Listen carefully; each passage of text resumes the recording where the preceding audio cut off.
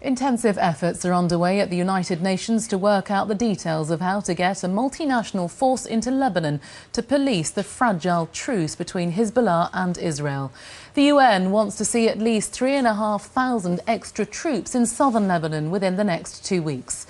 The emerging plan is for Israeli soldiers to gradually pull back as UN peacekeepers and the Lebanese army move in.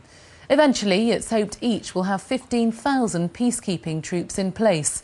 Within the last hour, the Lebanese government has said it'll start to deploy its soldiers from tomorrow. From southern Lebanon, Orla Guerin reports on the problems they may face. Today, in the town of Abbasiyah, they came to bury a fighter killed by the Israelis. This is a Hezbollah stronghold, a place where the militia and the people are intertwined. That'll be a big problem for the new UN force, figuring out who is Hezbollah and who isn't.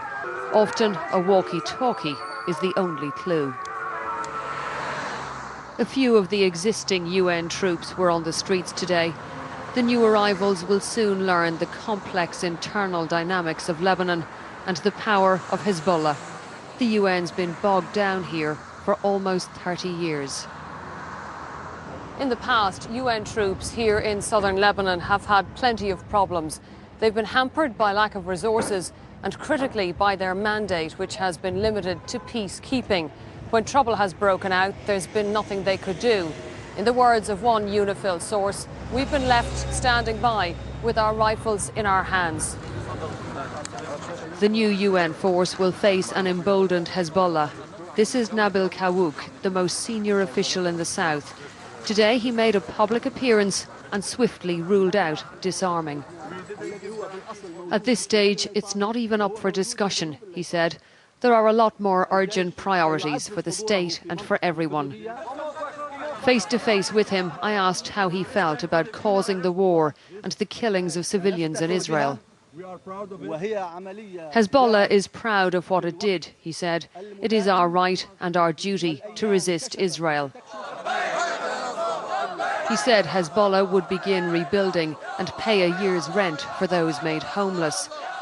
Hezbollah is well aware that some in Lebanon are criticising them and not Israel for bringing destruction down on the country.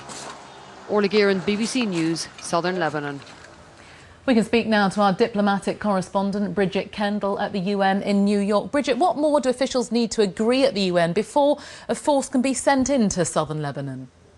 Well, that decision we've heard about today from the Lebanese government is very critical. Now we know the Lebanese army is going to start deploying from tomorrow. Israeli troops are already withdrawing, and there are already 2,000 UN troops on the ground. What needs to be decided here is how many and how soon more UN troops can go in. They want in the end to have 15,000, but they're talking about having upwards of 3,500 UN new troops in the next 10 to 15 days. And the question is, which countries will they come from? How soon can they go in? And what exactly will they be expected to do? We know that France, the UN anyway, hopes is to be the backbone of this force. The French Foreign Minister has been in Lebanon today, and we're expecting an announcement from Paris probably within the next hour, which may be the moment when the French commit to a force, as well as several other countries from Europe, from Muslim nations, who'll say they'll go in. But the key question is, what will be the rules of their engagement? Will they be peacekeepers or peace enforcers? And the impression I'm getting here is, though they want tough rules, they don't really want a situation where they're going to confront Hezbollah.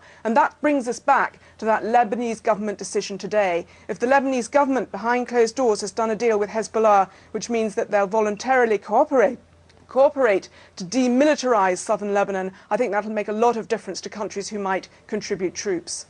Thank you, Bridget.